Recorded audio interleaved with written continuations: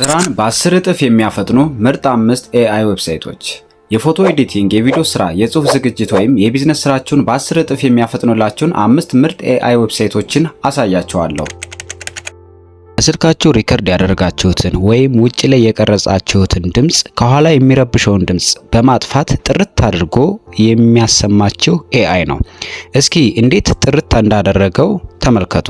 ልናገር ልመስክር የዚህ ሰው ክብር ቀልጦ እንደሚበራ ሻማ መብራት በሌለው ከተማ እየቀለጠ በራይ የሞተ አንለኝ የእሱስ ባለዳው ሕይወት እንዳይሰለቸኝ ሲጨነቅ ሲጠበብ አይተኛም ቀን ከሌሊት ልዩነቱን እንደሰማችሁት ነው። ይህንን ለመጠቀም ክሮም ላይ ትገባላችሁ። ክሮም ላይ ከገባችሁ በኋላ አዶቤ ፖድካስት ብላችሁ ሰርች ታደርጋላችሁ። ሰርች ካደረጋችሁ በኋላ ወደ ታች ስክሮል ትሉና ይቺ አዶቤ ፖድካስት የምትለዋን አንድ ጊዜ ትጫናላችሁ። ከተጫናችሁ በኋላ ኢሜል ካላስገባችሁ ኢሜል ይጠይቃችኋል። በኢሜላችሁ ሬጂስተር ታደርጋላችሁ። ልክ ከጨረሳችሁ በኋላ በዚህ መልኩ ነው የሚያመጣላችሁ። ስታርት ኢንሃንስ የሚለውን የመጀመሪያዋን አንድ ጊዜ ትጫናላችሁ። ከተጫናችሁ በኋላ እዚህ ጋር የቀረጻችሁትን ቹዝ ፋይል ላይ ገብታችሁ ሪከርድ ያደረጋችሁትን አፕሎድ ታደርጋላችሁ። አፕሎድ አድርጎ ከጨረሰ በኋላ አንድ ጊዜ ትጫናላችሁ። ስትጫኑ በዚህ መልኩ ያመጣላችኋል። ቼክ ማድረግ ትችላላችሁ። እዚህ ጋር ፕላይ ብላችሁ ከዛ ስክሮል ታደርጉና ዳውንሎድ አድርጋችሁ ለራሳችሁ አላማ መጠቀም ትችላላችሁ። ይህ የተለያዩ አገልግሎቶችን ይሰጠናል። ከነዛ ውስጥ ዋና ዋናዎቹን እንዴት እንደሚሰራልን አሳያችኋለሁ። ቻትጂፒቲ ወይም አፕሊኬሽኑን ትከፍታላችሁ። ከከፈታችሁ በኋላ በዚህ መልኩ ያመጣላችኋል። እዚች መጻፊያ ቦታ ላይ እናንተ የምትፈልጉትን ጥያቄ ታስቀምጣላችሁ። ለምሳሌ እዚህ ጋር የሥራ መልቀቂያ ደብዳቤ ልጽፍ ነው። ላይ ርዕሱን የሥራ መልቀቂያ ደብዳቤ ሙሉ ስም ታስገባላችሁ። የድርጅቱን ስም እዚህ ጋር ትጽፋላችሁ። ቀኑን ወይም ሰዓቱን እያንዳንዱን ነገር ካስገባችሁ በኋላ እዚች ጋር በዳር ያለችውን ኦኬ ትሏታላችሁ። በጣም ጥሩ። አሁን በዚህ መልኩ የሥራ መልቀቂያ ደብዳቤውን ይጽፍላችኋል። አሁን ይሄንን እናንተ በራሳችሁ ኤዲት ማድረግ ብትፈልጉ እዚህ ጋር ራሳቸው አስቀምጠውላችኋል። ከፈለጋችሁ ይሄን በፒዲኤፍ ወይም በወርድ ፋይል ልቀይርልህ ነው የሚለው። ኤዲት የሚደረገው በወርድ ነው። ስለዚህ በወርድ ብላችሁ እዚህ ጋር ታስቀምጡላታላችሁ። ከዛ ኦኬ ማለት ነው። ከጨረሳችሁ በኋላ ዳውንሎድ ዘ ወርድ ፋይል የምትለዋን አንዴ ትጫናላችሁ። ከዛ ዳውንሎድ አድርጎ ሲጨርስ በኮምፒውተር ራሳችሁ ኤዲት አድርጋችሁ ለምትፈልጉት አላማ መጠቀም ትችላላችሁ። ሁለተኛ ደግሞ የዩቲዩብ ስክሪፕት በቀላሉ ያዘጋጅላችኋል። እናንተ የሚጠበቀው ሐሳብ ማመንጨት ነው። ያንን ሐሳብ በዝርዝር እሱ ስክሪፕቱን ይጽፍላችኋል። ጊዜ እንዳይፈጅ ነው። እናንተ ሞክሩት። ሌላው ደግሞ የተለያዩ ጥያቄዎችን ያወጣላችኋል። እስኪ አንዴ እንሞክረው። ጥያቄ ማውጣት ላይ ይቺ መደመሯን ስትጫኑና ያነሳችሁት መጽሐፍ ካለ 1 2 ገጽ 3 ገጽ ማስገባት ትችላላችሁ። እሱን ትመርጣላችሁ ካነሳችሁት ላይ። እዚህ ጋር ያነሳኋቸው ፔጆች አሉ። ከዛ ውስጥ አንዱን ሴሌክት ላድርገው። ከመጣላችሁ ወይም ካነሳችሁት ፎቶ ላይ እኔ እዚህ ጋር ያነሳኋቸው አሉ። አንዷን ክሊክ ላድርጋት። ክሊክ ካደረግኩ በኋላ በዚህ በልኩ አፕሎድ ታደርጋላችሁ። እዚህ ጋር 10 ጥያቄ አውጣልኝ ትሉታላችሁ። 5 ዌይዝ፣ 2 ትሩ ፎልስ፣ 3 ኤክስፕሌን። በዚህ መልኩ ከጻፋችሁለት በኋላ ኦኬ ትሉታላችሁ። እሱ አናላይዝ አድርጎ ጥያቄውን በመፈልጉት መልኩ ያወጣላችኋል። ይሄው በትክክል ጥያቄዎችን አሪፍ አድርጎ አወጣ። 5 ምርጫ፣ 2 ትሩ ፎልስ፣ 3 ኤክስፕላኔሽን ያልኩት። በዚህ መልኩ ጥያቄያችሁን አውጣችሁ ለምትፈልጉት አላማ መጠቀም ትችላላችሁ። የመጨረሻው አሁንም በዚህ ቻትጂፒቲ ልትሰሩት የምትችሉ የማስታወቂያ ስራዎችን ነው። ለምሳሌ አንድ ዕቃ ለመሸጥ ብትፈልጉ፣ አሁን ላፕቶፕ ለመሸጥ ብትፈልጉ ለዚህ የፕሮሞሽን ኮንቴንት አዘጋጅ ትሉት በዚህ መልኩ ያመጣላችኋል። እዚህ ጋር አያችሁታ አዲስና ጥራት ያላቸውን ላፕቶፖች በልዩ ቅናሽ የሚለውን በትክክል አድርጎ ያመጣላችኋል።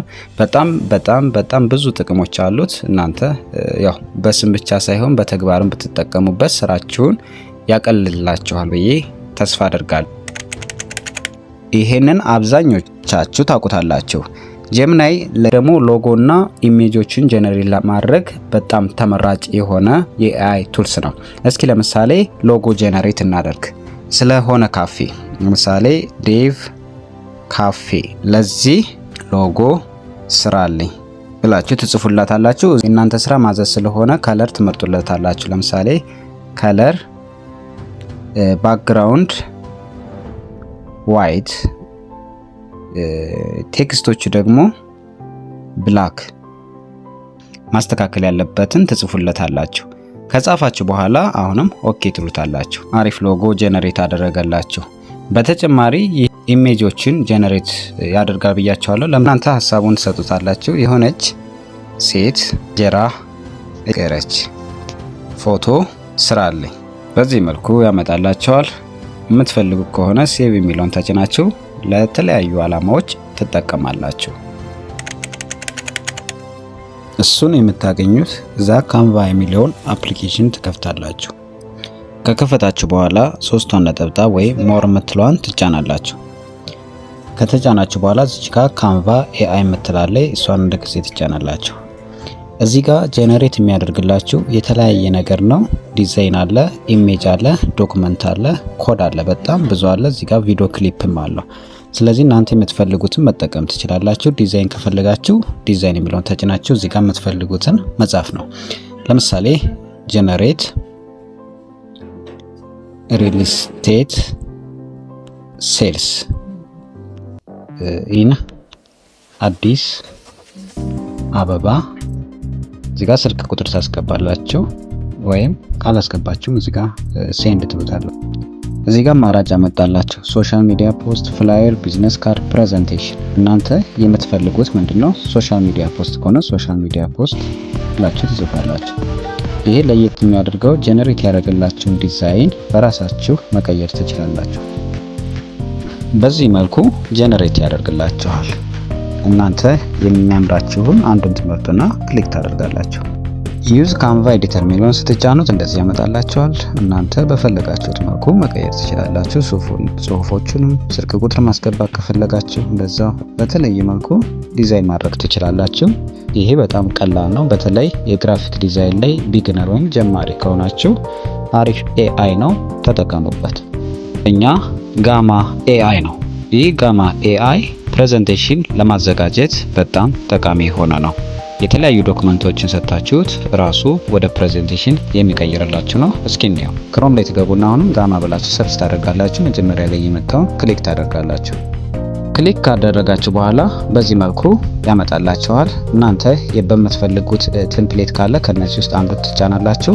ከሌለ ከመጀመሪያውም ከዜሮ ጀምራችሁ ከሆነ ክሬት ኒው የሚለውን ትጫናላችሁ አንድ ጊዜ።